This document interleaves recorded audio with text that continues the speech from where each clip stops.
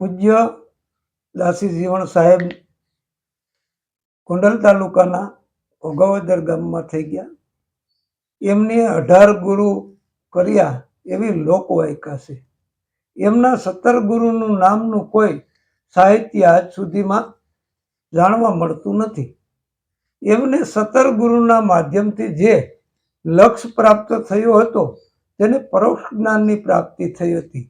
જ્યારે 18મા બ્રહ્મજ્ઞાની ભીમ સાહેબનો ભેટો થાય છે ત્યારે જીવણ બાપાને અજવાળું થઈ જાય છે અને જીવણ બાપાને અપરોક્ષ જ્ઞાનની અનુભૂતિ પણ થઈ જાય છે.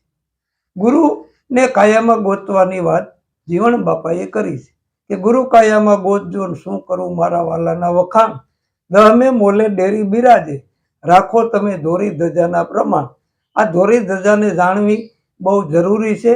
તો જીવણ બાપાએ જે કાયામાં ગુરુ ગોતવાનું કીધું છે તો બરાબર ત્યાં એક સાખીના માધ્યમથી એવું જાણવા મળે છે કે સૂક્ષ્મણાની આગે હે સિંધુ કા મેલા, તે પર જે જોગી બેઠા મેં હું ઉસકા સેલા.